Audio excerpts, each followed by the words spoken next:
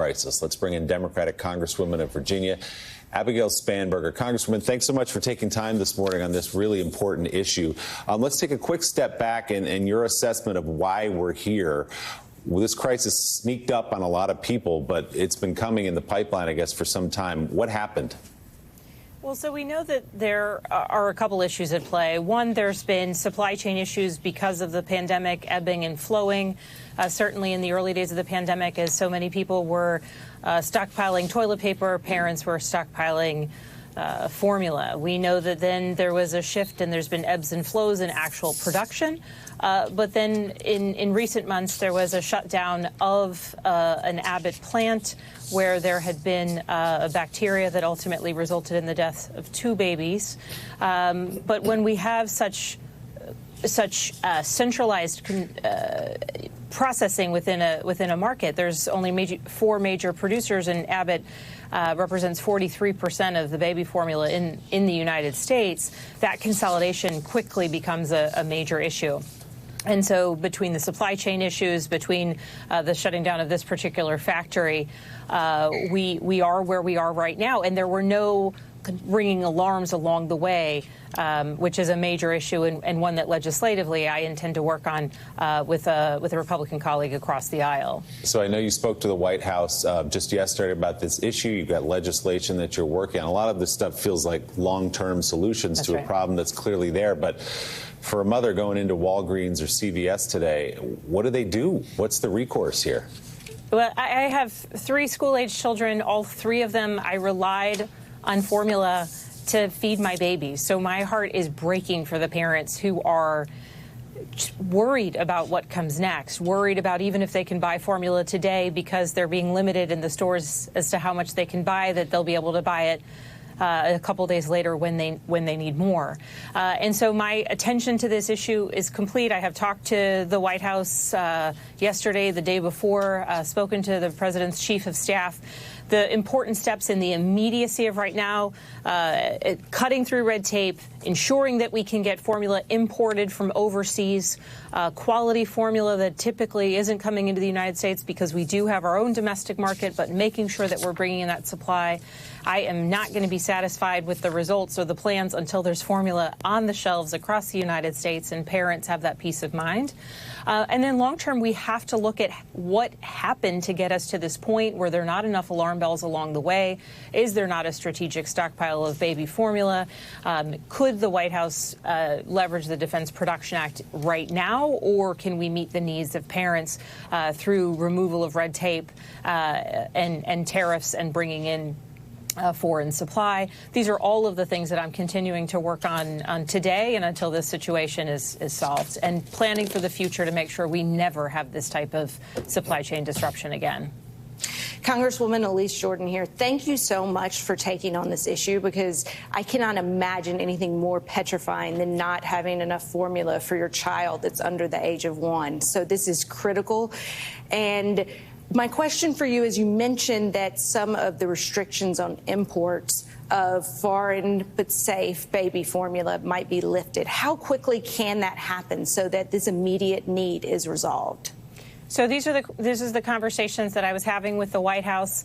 Ideally through FDA, that should be done quickly. We know that various types of formula produced throughout Europe meet or exceed standards, sometimes different formulation, but still meeting the basic health needs of babies, and certainly meeting the standards that we put on the baby formula that is marketed here in the United States.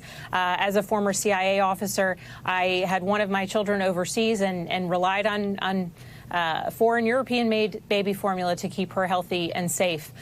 So it's an issue of how fast can the federal government move on this, and my hope and expectation is quickly. And I think, Elise, as your viewers are thinking about what this means, we're talking about parents who endured a pregnancy through COVID, the shutdowns, the lockdowns, the fear that went along with that, and finally, as we are in this place where we're starting to really return to some future of a post-pandemic normalcy that we all hope for, to see the supply chain issue be so deeply focused and frightening for parents is just another hurdle that people are facing, and one that I want to see resolved as quickly as possible, because I know what that fear must be like for those parents, and we are working on this issue.